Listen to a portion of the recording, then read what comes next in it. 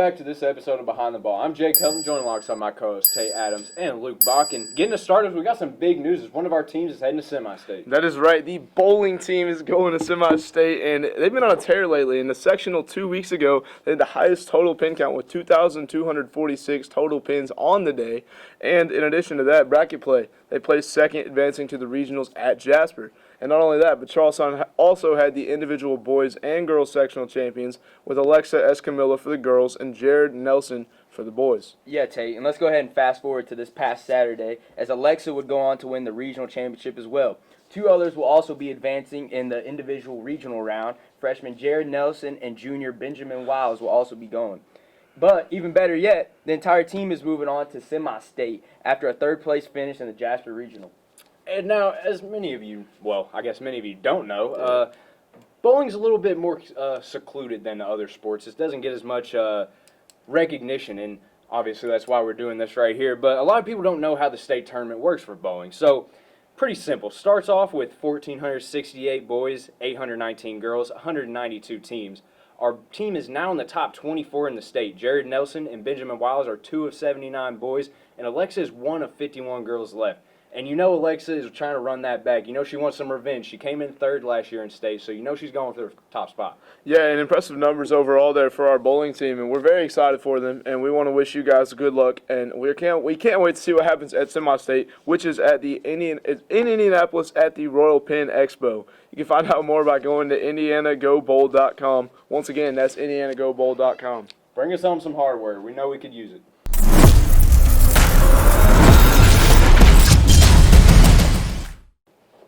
And next up with some wrestling news. Pirates were a part of the Mid-Southern Conference Championship at Corden last Saturday and had some pretty impressive feats. 5 individual champions. It's going to be Carson Collier, Jordan Guerrero, Braden Moore, Boomer Hester, and Malachi Rios in their respective weight classes. Very impressive. 5 out of the 8 placing first place.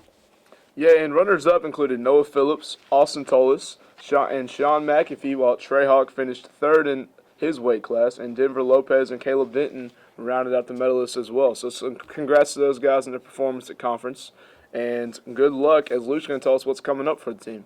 Yeah, actually, the sectionals are this Saturday at Jeffersonville. The match will begin at 8 a.m. The top 4 place winners in each weight class will advance to the regional.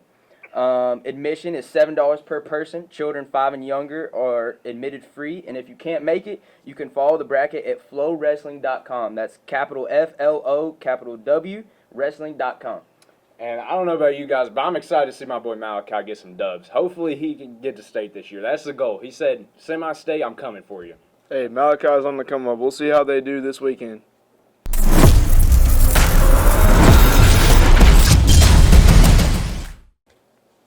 And next, we got some girls swimming news. The girls had their Mid-Southern Conference Championship. It was held at Charlestown last week, and Lady Pirates came in 4th place. Not too bad.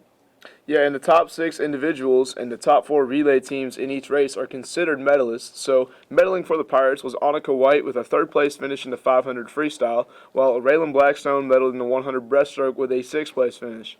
And Charlestown also had a couple 4th place finishes, one with the team of Annika White, Bianca White, Lillian Wolf, and Jenna Sawyer in the 200-yard medley relay, and the other, the team of Annika White, Casey Lambert, Vanessa Gogol, and Justice Humes in the 400-yard free relay.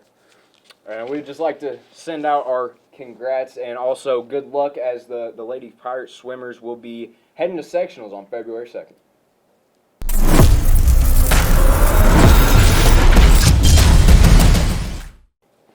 And also last week, some homecoming news. We crowned our king and queen. Luke's going to get to that in just a second. But we'd like to thank our student council for organizing the homecoming week, doing the chili supper, the fundraiser, all that stuff. And we'd also like to thank the community for everybody coming out and enjoying some time at CHS. Yeah, and absolutely. Our homecoming king was Jake Ottersback. He was crowned, and then our queen is Lainey Hawkins. They both looked amazing, and they support Charlestown very well. Yeah, absolutely. Congratulations.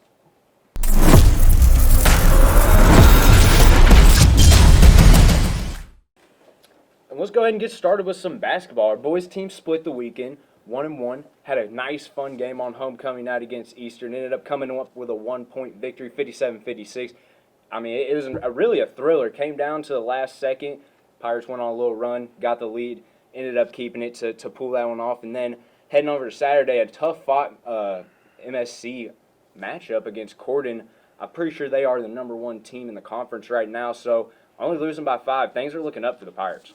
Yep, and in both those games, very close. Pirates moved to 8-8 on the year. We actually had a player who had a heck of a game in that Corden game. Luke's gonna tell us about that. Yeah, our boy Demetrius Phelps went crazy. He had a total for 31 points, his career high on the night.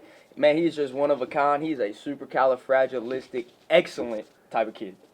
Yeah, and the Pirates traveled to Brownstown on Friday to take on the #4 ranked team in the Class 2A and Purdue commit Jack Benner and company. Then they'll be at home on Saturday against Lanesville. So show up, hit the road, support the Pirates, whatever you got to do to get there. Our boys need it, and we're going to be there for them.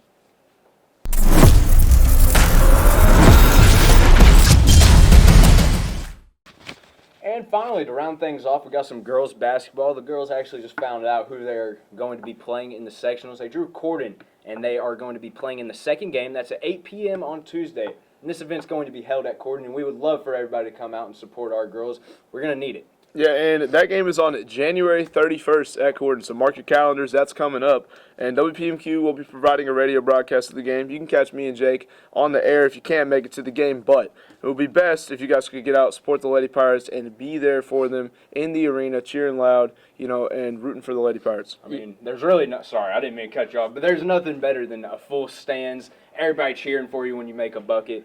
It's just everybody loves it. The players love it, and it makes it a good time. Well, it's in Corden, so, they think they've got their little home court advantage. We need you guys to bring Charlestown to Corden and try and hold that back as much as you can.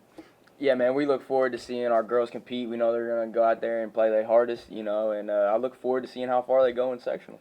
I agree, Absolutely. And tonight as well, we'd like to wish our girls good luck as they head into senior night. They're going to be taking on Seymour. The JV game will start at 6, and we will have our senior night ceremony in between the games honoring our cheerleaders, Gracie Adams, Chloe Probes, and then also our basketball players, Lainey Hawkins and Tatum McFarland. So good luck to the girls and good luck in section.